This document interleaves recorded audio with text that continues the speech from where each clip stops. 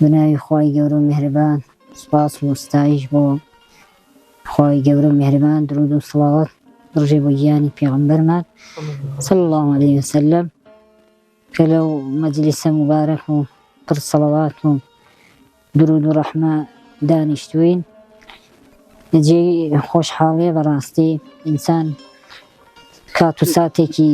لە ژیانی خۆیدا لە ڕۆژانەی خۆیدا تەرخان بکات و خۆی بداتە بەر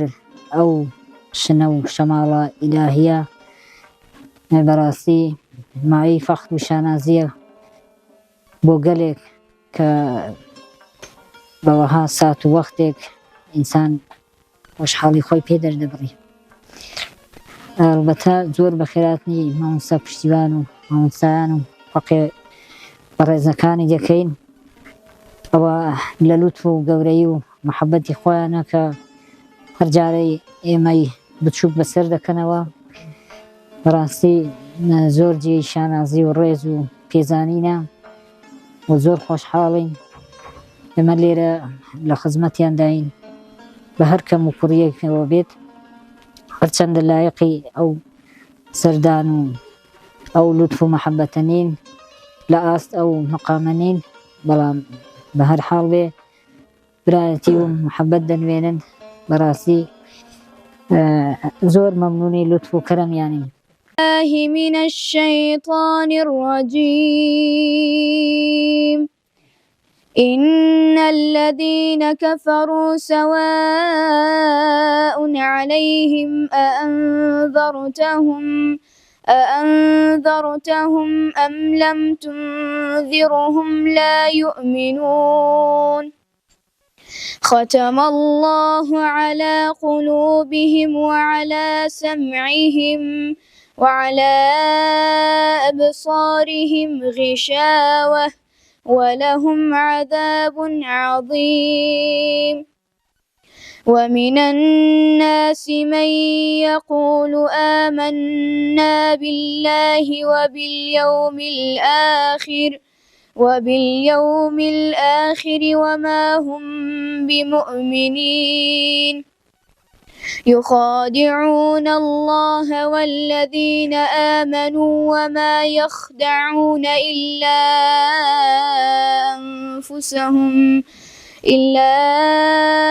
أنفسهم وما يشعرون في قلوبهم مرض فزادهم الله مرضا ولهم عذاب أليم بما كانوا يكذبون وإذا قيل لهم لا تفسدوا في الأرض قالوا إنما نحن مصلحون صدق الله العظيم. بسم الله الرحمن الرحيم الحمد لله رب العالمين صلى الله وسلم على سيد الخلق محمد وآله وأصحابه أجمعين. اللهم علمنا ما ينفعنا وانفعنا بما علمتنا وزدنا علما وإخلاصا وفهما وفتحا في أمور ديننا برحمتك أرحم الراحمين. زۆر خۆشحاڵ بن کە ئەمڕۆ لە خزمەتی ئەو مامۆستا خۆشەویستانە و ئەو برافەقیانە و کەسایەتی بەڕێزانی کە لە مەجلیسێ دانیشتوون زۆر خۆشحاڵ بووین کە مامۆستا مەلا مەهدی و مامۆستا عومەر و خزمانی گوندی باداوە پێشوازیەکی دۆستانە و خۆشەویستانە لەم مامۆستایانە و لە ئێمە کرد. خوای گەورە جەزای بەخێرتان داتەوە. بەڵام ئێمەش وەکو خادیمێک و خزمەتکارێک کە خوای پەروەردگار الحەمدوللا قبوڵی کردوین لە منتیقەکەمان لە پشدەر خزمەتکەین، ئەوەش فەزلی خۆیەتی الحەمدوللا. ئێمەش زۆر دڵمان خۆشە بە بوونی کەسایەتی و کەسانی خوێنەوار و نووسەر و وەرگێڕی وەکو جەنابی مامۆستا مەلا مەهدی الحەمدوللا کە خوا بەزاد بێ دەستێکی جوانی هەیە لە نووسین و وەرگێڕان و لە خزمەتکردنی مزگەوت و مینبەر و تاکی کورد. دعای خێر و تەوفیقی بۆ دەکەین ئینشاء الله خوا زیاتر دامەزراوی کات و زیاتر علم و معریفەت و فتح و خۆشەویستی و ئیخلاسی پێ ببەخشێت. و مامۆستا عومەر یوسفی کە بەڕاستی ئەویشی کێگە لەو کەسایەتیانەی کە لە قەڵازێ لە پشدەر الحەمدوللا دەستێکی ڕەنگینی هەیە و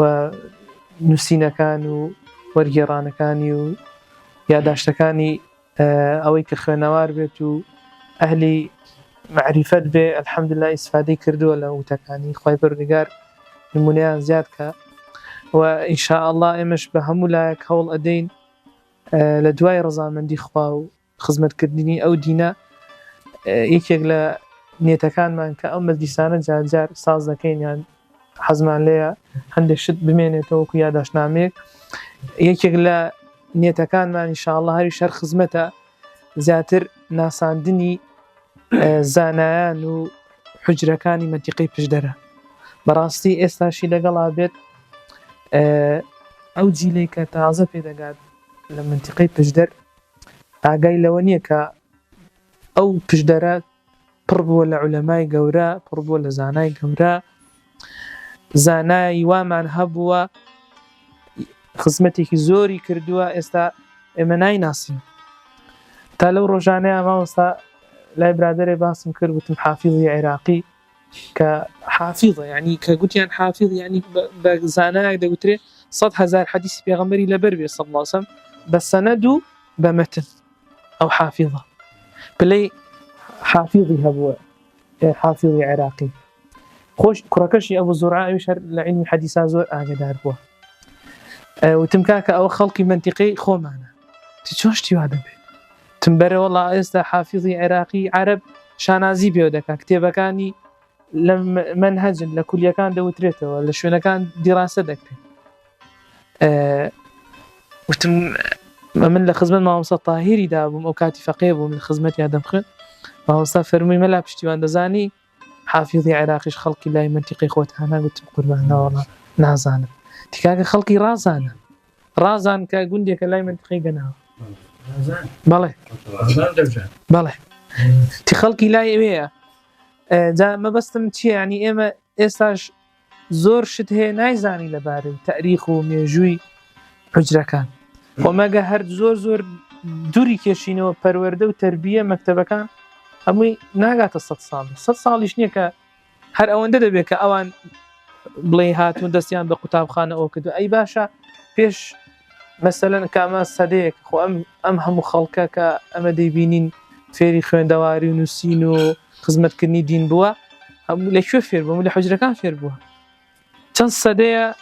لە میلەتی کورد کە علم و معریفەت و زانستی وەرگرتووە لە حوجرەکان وەریگرتووە لە خزمەت زانا گەورەکان وەریگرتووە ئەو هەموو کەڵە زانامان هەبوو مامۆستا گەورەمان هەبووە وەڵاهی زاناکانی ئێمە وەکو کە بە نمونە بیانینەوە وەکو مامۆستای مەحەوی و نالی و مامۆستای بێخاڵ شێخ محەممەدی خاڵ و ئەو عولەما گەورانەی خۆمان کە ناویان زۆرێکیان ناویان تۆمار کراوە هەندێکی زۆریشمان هەیە لەو گوندانە خزمەتیان کردووە کەس نەیزانیوە کێشن وەڵاهی ئەوانە لە هەر شار لە هەر وڵات و شوێنێکی تربان غەیری کورد وەڵاهی ئێستا ئەوانە زانکۆیان بەناو دەکرا چەندەها قوتابخانە دەبوو بە ناوی ئەوانەوە کرابان ئێستا بەداخەوە یعنی ئەمە تەماشا دەگەین لە کوردستان یعنی قوتابخانە دەبینی بە ناوی ئاڤێستا و بە کۆمەڵی ناو ناخوازراو دەکرێت قوتابخانەی ناوەندی و ئامادەی و ئەتا بڕۆتە بەڵام قوتابخانەیەکمان نییە بە ناوی مەولەوی بە ناوی نالی بە ناوی بێخود کە ئەوانە ڕەمزی میلەتی کوردن مامۆستای مدەریس خوا دەرەجاتی عالیکە یعنی سەردەمی حکومەتی بەعەز بەولاوە ئەو کاتی خەڵک نەدەوێرا بە کوردی قسە بکە بە کوردی شت نووسێ مامۆستای مدەریس و کۆمەڵە مامۆستای کورد بوون کە لە حوجرەکان پێگەیشتن هاتن دەستیان کرد بە تەلیفات بە زمانی کوردی و بە شێعر و خزمەتیان کردووە جا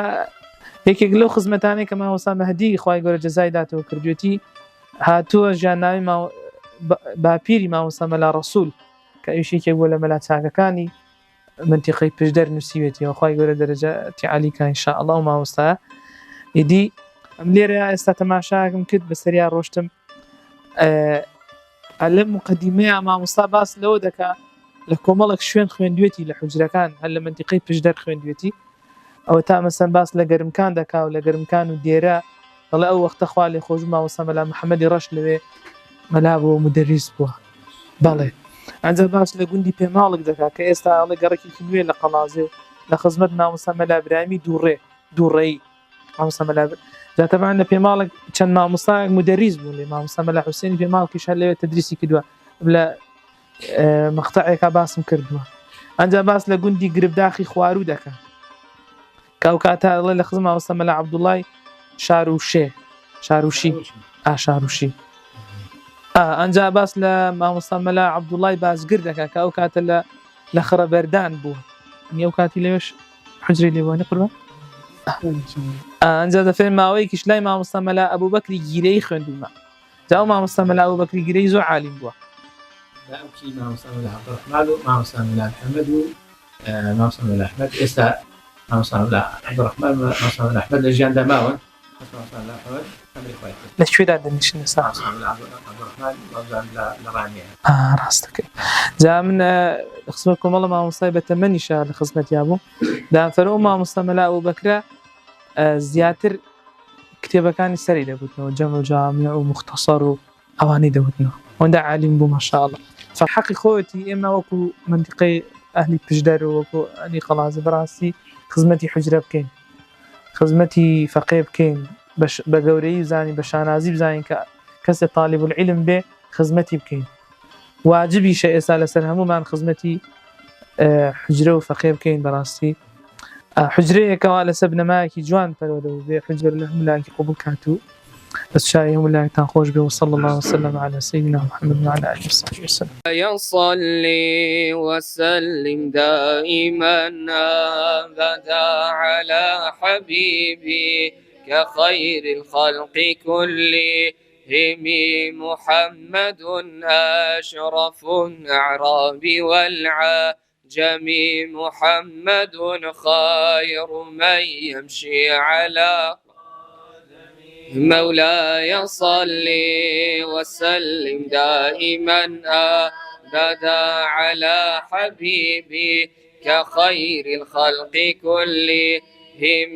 محمد بشر وليس كالبشر بل هو ياقوتة والناس كالحجر مولاي صل وسلم دائما أبدا على حبيبي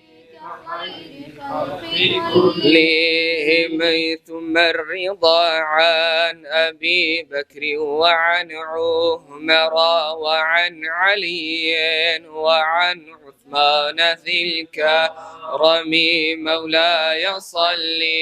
وسلم دائما أبدا على حبيبي كخير الخلق كلهم نخوش دردا دار لحالق بزار تنهى وشك بين عاشق بخبر مولاي صل وسلم دائما على حبيبي كخير الخلق كلهم يا ربي بالآيات وبسيد السادة أدخلنا في الجنة يا قاضي الحاجات مولاي صل وسلم دائما أبدا على حبيبي كخير الخلق كلهم أبياتها قد أتت 60 مع 100 فرج بها كربنا يا واسع الكرم مولاي صل وسلم دائما أبدا على حبيبي خير الخلق كلهم يا رب لو كاسي خوش بعيلت وجويليتي لوشك مولا يصلي كرد وردي دمي مولاي صلي وسلم دائما أبدا على حبيبي كخير الخلق كلهم على بشير النذير سيدنا محمد صلوات اللهم صل على سيدنا محمد وعلى آله وصحبه وسلم بەرە لە هەموو شتێک بە خێراتنی هەموو لایەک دەکەین چونکە بەڕاستی کۆبوونەوە و دانیشتن لە مەجلیسێکە تەقوای خوای تێدا بکرێ، باسی شتی باشی تێدا بکرێ، علمی باس بکرێ، شوێنێکی بیرۆز و باشە. جا لەو مەجلیسانەی کە ئەم بە توڕەهادەی بەنەسەرێ، بە پشتی بێهودەی دەبنەسەرێ، بە باسی دنیای دەی بەنەسەرێ. ئێمە لێرە جێگە شانازیمە کە منتان بەوە زانی کە بانگێشتمان بکەن و لێرە لەگەڵ ئەو مەجلیسە بەشداری ئێوە بکەین، چونکە بەڕاستی من بەش بە حاڵی خۆم ئەهلی ئەوەم کە لەگەڵ ئینسانی شەریف، ئینسانی دیندار، ئینسانی بەتەقوا، ئینسانی علمدار دانیشم وە گوێ بگرین. ئێستا کە قسە دەکەین ئەمن پێم خۆشە هەندێ شت دەڵێن کە بەدڵ گوێ بۆ بگرن، چونکە مەجلیسێک کە باسی خوا پێرسی تێدا دەکرێت، باسی دینداری تێدا دەکرێت، مەجلیسێکی شەریفەوە خوا ئەو مەجلیسانەی پێخۆشە. مەجلیسێک کە دروست دەکرێت لە هەر شوێنێک لە ماڵەکاندا، لە مزگەوتەکاندا، نیشانەی ئەوەیە کە کەسانێک هێشتا ماون ئەهلی دین بن و لە دەربەستی دینداری بن و دەربەستی ئەوە بن دین گەشە پەیدا بکات و بەرەو دوان نەڕوات. بە تایبەتی ئێوەی فەقێ لێستاوە ئەرچێکی گەورەتان لەسەر شانی خۆتان داناوە کە ئەو ئەرچی پێغەمبەران بە لە پێشدا، چونکە ئەمڕۆ پێغەمبەران کۆتاییان پێ هاتووە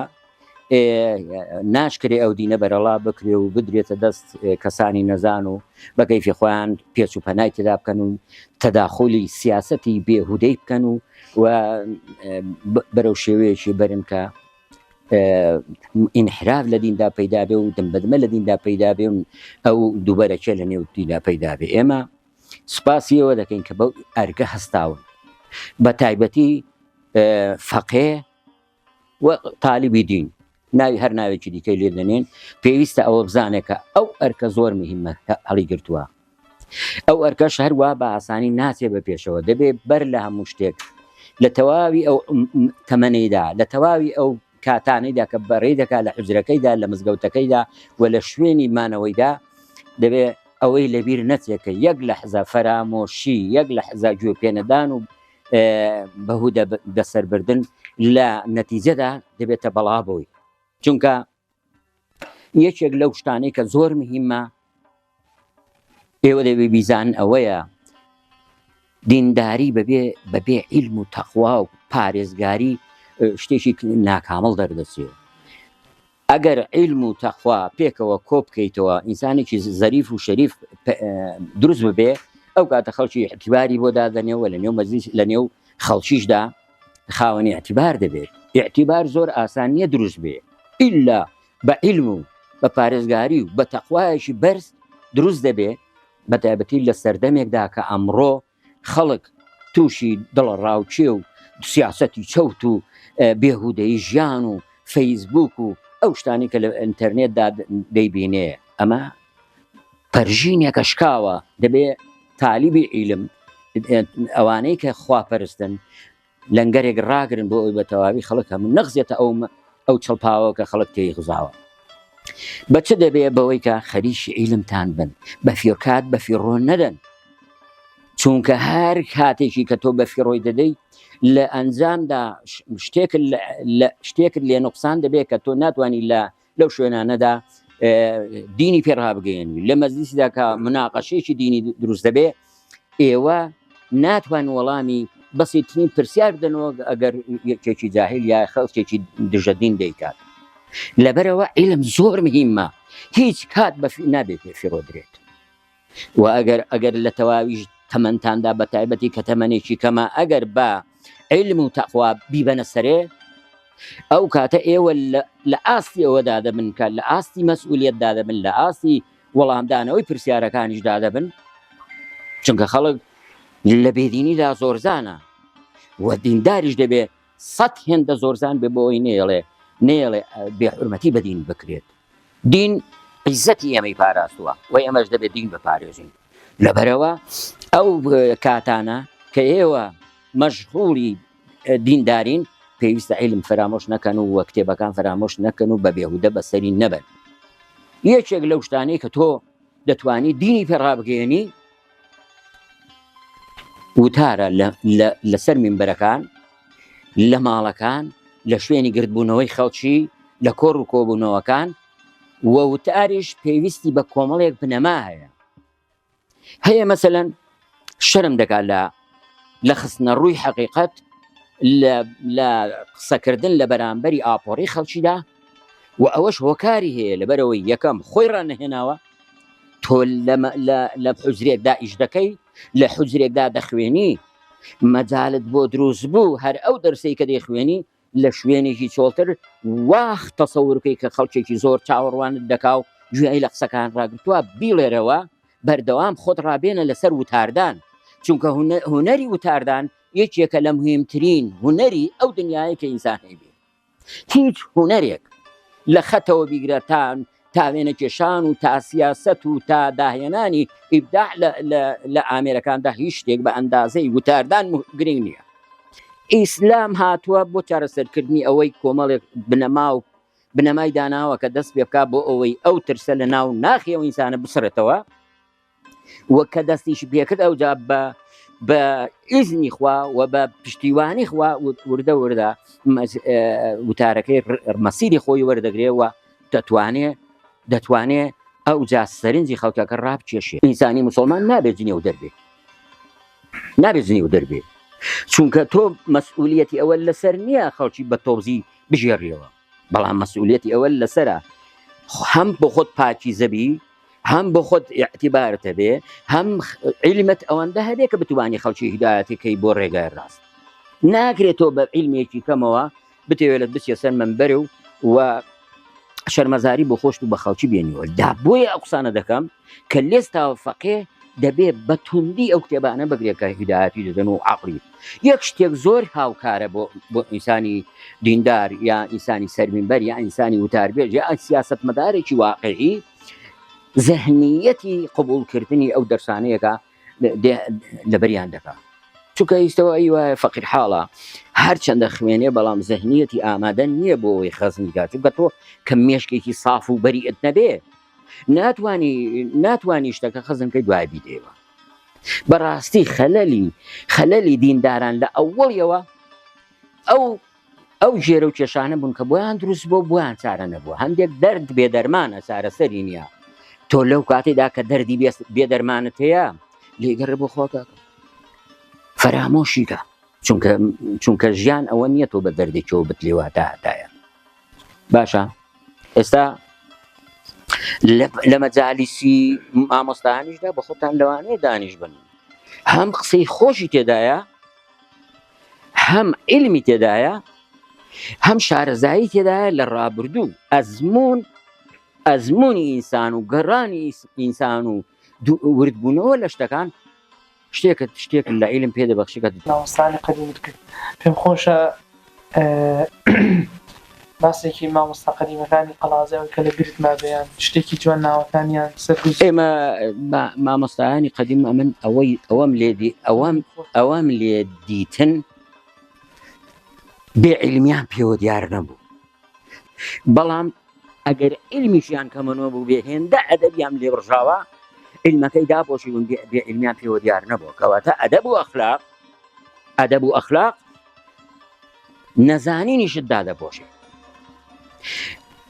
ئەو ئەدەب و ئەخلاقی ئەو مەلایانەی قەدیم هەیان بوو زۆر گەورە بوو و خەڵکیش بۆیەوە لە دوایانەوە دەڕۆشت و هەندێکی داهەنگوو دەگەوە پێش مەلایکەوی تەلاقیشت دەکرێت تەلاق ناکەوێت بە پێشکەوتنی مەلای بەڵام احترامی مامۆستایانی قەدیم بەو شێوەیە بوو. باشە و مەلای عالیمیشمان زۆر بوو لەو سەردەمەدا نە کتێب هێندە زۆر بووە نە جامیعە ئەوەندە زۆر بووە نە وەسائلی تەبلیغات هێندە زۆر بووە نەبوو هێندە بەڵام مامۆستا دەوری خۆی دیوە و توانێتی دینەکە بگەێنێتە ئەم ئاستە و ئەمڕۆ ئەم دینەک گەیوەتە سەرسانی یەکێکیەوە لە فەرمو خۆت لە ژێر ئەو بارە دەرباز کە تازە تۆ تێوەگلاوی هیچ ڕێگاکیش نییە بۆ پاشەکشە چونکە پاشەکشە یعنی دووڕان کاتێک ئینسان دەچێتە ناو جوغز و دائیرەی دین تەبلیغات بۆ دین ئیلا دەبێت بەژێرەوە پێش بڕوات چونکە پاشەکشەکردن دووڕانێکی زۆر شەرمەزانانەیە بۆ مەلای دین عولەمایانی بەرز هەبوون پاشەکشەیان کردو دوایەوەی ماوەیەکی زۆر تەبلیغاتیان کرد نووسەرانەی زۆر هەبوون لە دنیادا دوایەوەی کە نسیحەتی خەڵکیان لەسەر ئارامگرتن و چۆنیەتی ژیانێکی هاوسەنگ ڕادەهێنا بۆ خۆیان کوشت. بۆ ئێوە کاتێک ئینسانی موسڵمان خەریکی تەبلیغاتی دینێ دەبێ یەکەم شت نابێ بە خەیاڵی دەبەوە لەو زۆر ئەوانە خەیاڵی ئاوا دەکەین پێشمان خۆشە کەشف و کەرامەتمان هەبێ پێشمان خۆشە معجیزاتمان لێ بەدەرکەوێ بەڵام ئەمە ئەسڵ نییە لە دیندا ئەسڵ خواپەرستیە کەس چاوەڕوانی ئەوە نەبێ بێتە ئەولیا الله فی الأرض کەس چاوەڕوانی ئەوە نەبێ وەڵام معجیزێکی لێ ڕوودەدا ئەمانە خەیاڵێکی چکۆڵان ئارەزووی موسڵمانی بەڵام ئەگەر خوددا دەرگێشی لێکەی کردیەوە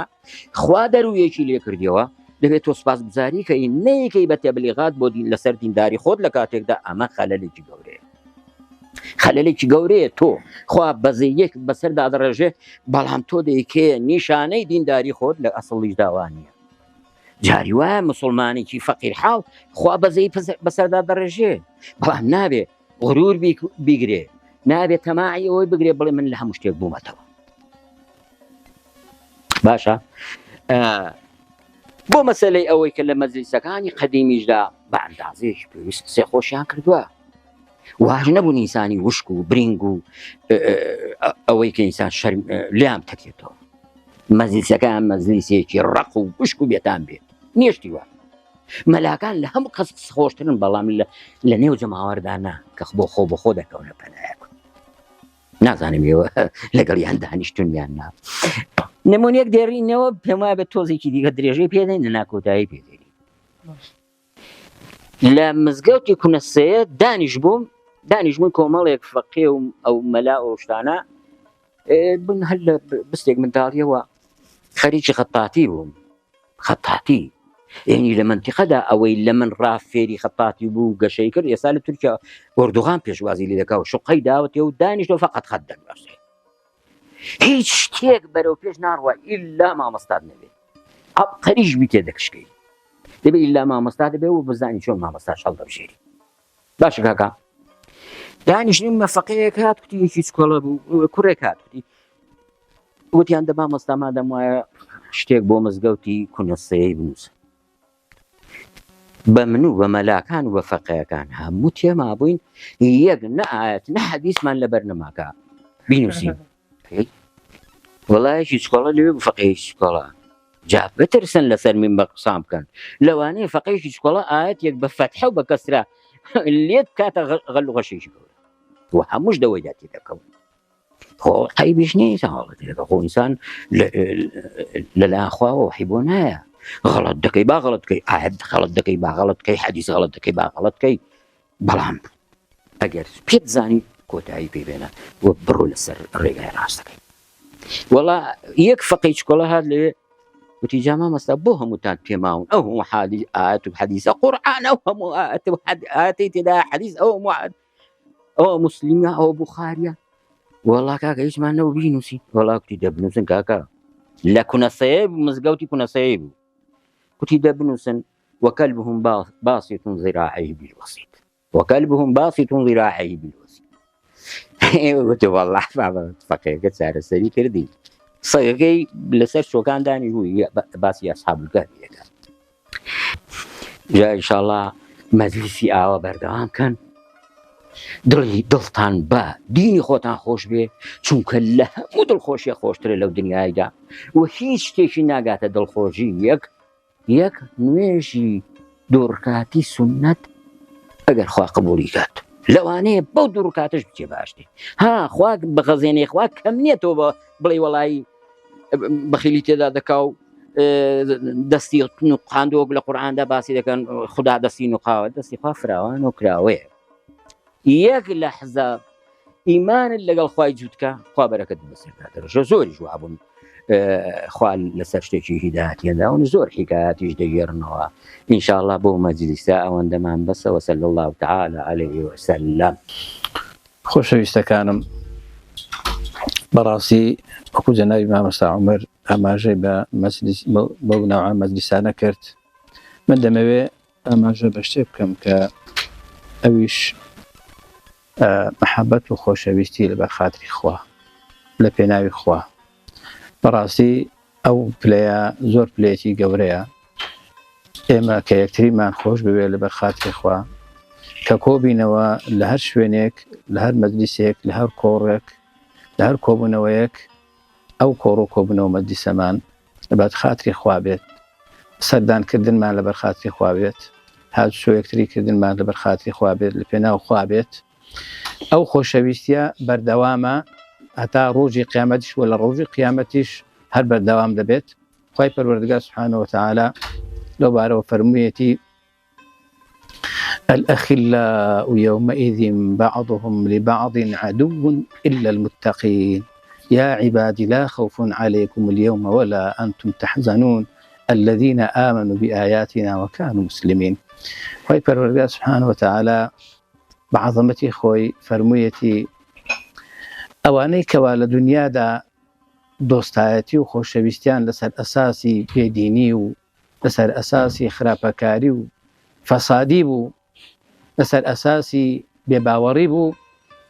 لە ڕۆژی قیامەت هەموو لە یەکتر دەبنە دوژمن شەڕ لەگەڵ یەکتر دەکەن لە بەرامبەر یەکتردا هەر یەکە و گلەیی و گازندە لە یەکتر دەکەن و ئەو دەڵێت تۆ منت بەلا ڕێدا بەرد و ئەو دەڵێ خەتای تۆ بۆ لۆمە یەکتر دەکەن و لەگەڵ یەکتر بە شەڕ دێن بەڵام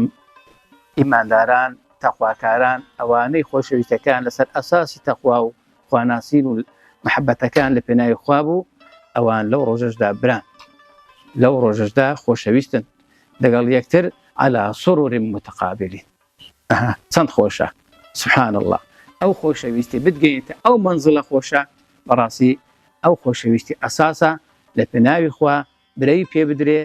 حتا ئینسان خۆشەویستیەکەی لە پێناوی خوادا قایم بکە تۆکمە بکە بەڕاستی زۆر زۆر مهمە ئەو خۆشەویستیە کە بتگەینێتە منزڵێکی ئەو منزڵە منزڵی هەتا هەتایی ڕەزەمەندی خوای پەروەردگار و بەهەشت و ناز و نیعمەتی خوای پەروەردگار پێغەمبەری خوا صلی الله عليه وسلم فەرموویەتی المرء مع من أحب يوم القيامة ئینسان لەگەڵ ئەو کەسەدا حەشر دەکرێت کە لە دنیادا خۆشی ویستووە جا ئەگەر ئێمە لە پێناوی خوا یەکترمان خۆش بوێ لە ڕۆژی قیامەتیش لە بەهەشتدا دەگەڵ یەکترین لە بەرامبەر یەکتر لەسەر کوسی قەنەفە ڕازاوەکانی بەهەشت بەرامبەر یەکتر دادەنشین پێ دەکەین قسە و باسی دنیا دەگەڕینەوە لە دنیادا دەڵێن چی إنا كنا قبل في أهلنا مشفقين ئێمە لە دنیادا پێشتر کە لە ژیان دنیاماندا بووین لە خوا ترس بووین بۆیە ئێستا گەیشتونە ئەو مەنزڵە ئەنجا خۆشەویستمان صلی الله عليه وسلم لە فەرمودەیەکی تردا فەرمووی ناچنە بەهەشت حتا ئیمانتان نەبێت و خاوەن ئیمانیش نین بە تەواوی حتا یەکترتان خۆش نەوێت باشە کەواتە فەرمووی ئایا شتێکتان پێ بڵێم ئەگەر ئێوە بیکەن خۆشەویست دەبن لە لای یەکترتان خۆش دەوێ ئەفشوا السەلامە بەینەکم زۆر سەلام لە یەکتر بکەن و هاتوچۆ سەردانی یەکتر بکەن و ئەو خۆشەویستیە لە پێناوی خوای پەروەردگار برەوی پێ بدەین و بەردەوام بین وەکو دەفەرمێ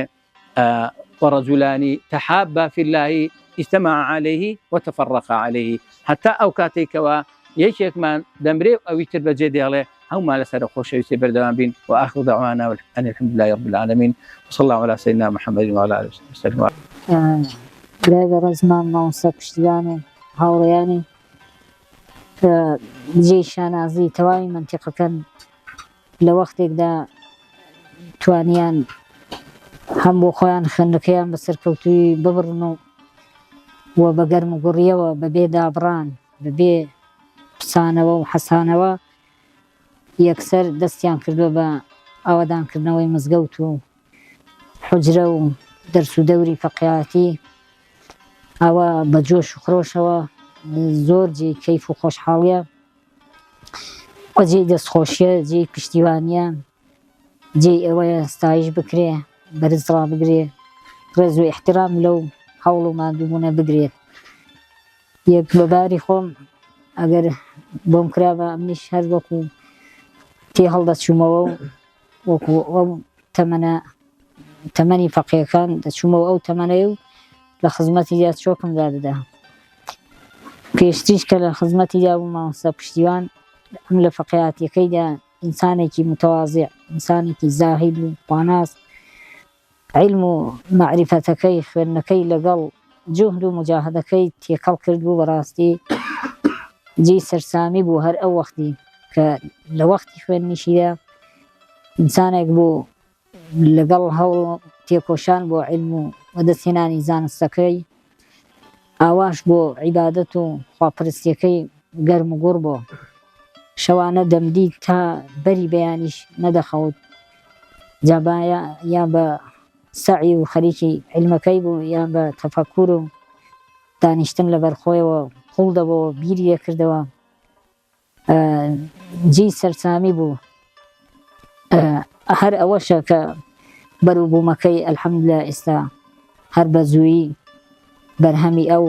شەونخوونی و ئەو جوهد و مجاهدەیە ئێستا دەبینین زۆر بە زوویی پێگەیشتووە ئەلحەمدوللا بۆ تەمایی ئاوەدانی لە مەنتیقەکە و مای خۆشحاڵی نێ و مەلا و فەقیهەکان و بۆ خزمەتی دین و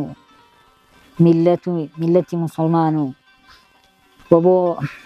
خزمەتکردن بەو داب و نەریتە دینیەی کە لە کۆنەوە مەلای کورد دینداری کورد کە هاتووە مامۆستا درێژە بەو فەرهەنگە دەدا، درێژە بەو خزمەتە دەدا لەو زروفەدا کە دەستی بێگانە زۆر درێژ هاتووە و زۆر بەتوندی خزیوەتە نێو مەسەلەی دینی وڵاتمان. مامۆستا کە لەو ڕۆدا بەڕاستی ئەوەش شێوە جیهادێکە، جۆرە جیهادێکی گەورەیە هەر بۆ خۆیان مامۆستا ئەوە لەوەی شارەزاترە لە بوارە شەرعیە، بەڵام بەڕاستی وەکو جیهادێکی دەبینین، تێکۆشانێکی گەورەیە کە ناڵێ دابوونەریتی دینداری گەلی کورد مەلای کورد خزمەتی دین و شریعەتی ئیسلام هەروە بە ئاسانی شوێنەوەن بکرێ. ئەمن هەر ئەوەندەم هەیە بێجگە لە ڕێز و احترام بۆ ئەو هاتن و بۆ ئەو بێجگە لە ڕێز و پێزانین بۆ ئەو هەوڵ و تێکۆشانە، بۆ ئەو گەرم و گوڕیە، بۆ ئەو شەوق و جۆش و خرۆشە، بێجگە لە ڕێز و احترام نەبێ هیچ لە ئاستی ئەوەدا نیمە تعریفی مامۆستایان علم و زانستەکەی. برایەکی بەڕێز و خۆشەویستی ئێمەیە و پێویستە هەموو لایەکمان قەدر و احترامی هەوڵ ماندووبوونەکانی بگرین بە خێراتنی ئیسان هەموو لایەکی دەکەین. خوای گەورە ئێمەش بە بەرەکەتی ئەو علم و زانستەی کە ئێوە خەریکنی ڕەحمەتی خۆیمان سەردا بڕژێنی، لوتف و کەرەممان لەگەڵ کات بەهۆی ئەو فیوزات و نور و ڕەحمەتەی کە لە سەرسەری ئێوەیە ئێمەش بگرێتەوە و ژێر سایەی ئەو علم و معریفەتە، ژێر سایەی ئەو دین و دیندار و خواناسیە پشکێکیش بەمە ببڕێ و هەوایەکی فێنکیش بە دڵ و دەروون و بە ئیمان و بە دنیا و قیامەتی ئێمەش بگات. خوای گەورە موفقی دنیا و ئاخرەتم کە هەموو لایەک زۆر بەخێرمێن سەرچاوە.